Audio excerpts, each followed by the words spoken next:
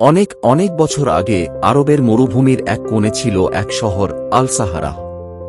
এই শহর ছিল একসময় বণিক, কবি ও জ্ঞানীদের মিলনস্থল। এখন সেখানে কেবল ধ্বংসস্তূপ, আর মানুষের মনে রয়ে গেছে রহস্যময় এক গল্প, রাজকুমার জামিল আর জাদুকর খুফির কাহিনী। রাজকুমার জামিল ছিলেন সাহসী, কিন্তু তার সবচেয়ে বড় দুর্বলতা ছিল অহংকার। তিনি বিশ্বাস করতেন তার ক্ষমতা, তার রাজত্ব ও জ্ঞান সবই অজেয়, যা কেউ জয় করতে পারবে না।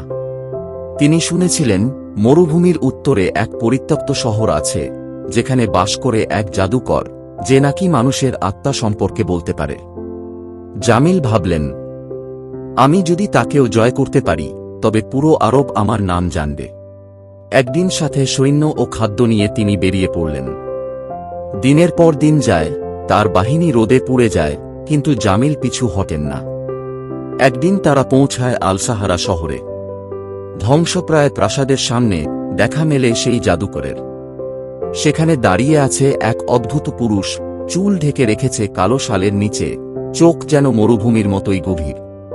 তিনি বললেন, তুমি কি আমাকে জয় করতে এসেছ?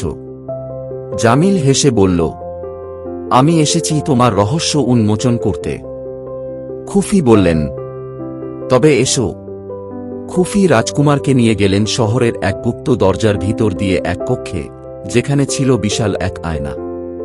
আয়নায় জামিল দেখতে পেল নিজেকে, তাকে মুকুটহীন, ক্ষুধার্ত, ভীতু দেখাচ্ছিল। জামিল বললেন, এ তো আমি নই।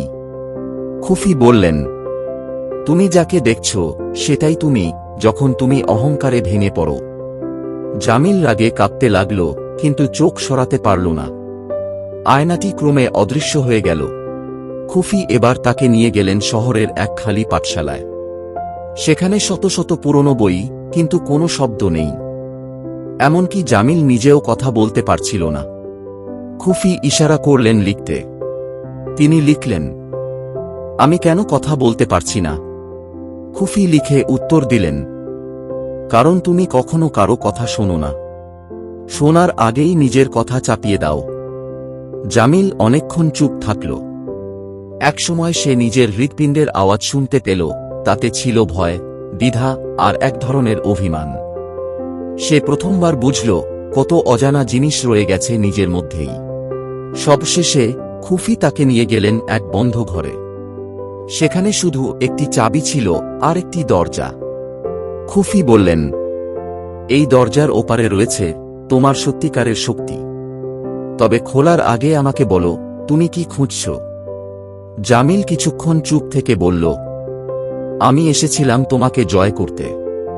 এখন বুঝেছি, আমি নিজেকেই চিনিনি। এখন আমি খুঁজছি জ্ঞান, নম্রতা আর নিজের সত্য। খুফি হাসলেন, তাহলে দরজা খুলো। জামিল দরজা খুলে দেখল সামনে বিশাল এক আয়না, কিন্তু এবার তার প্রতিবিম্ব ছিল শান্ত, দৃঢ় ও আত্মবিশ্বাসী। খুফি বললেন, তুমি এখন সত্যিকারের রাজা, কারণ তুমি নিজেকে জয় করেছ। এরপর জামিল খুফিকে ধন্যবাদ দিল এবং তার সৈন্যসহ ফিরে গেল আল সাহারা থেকে।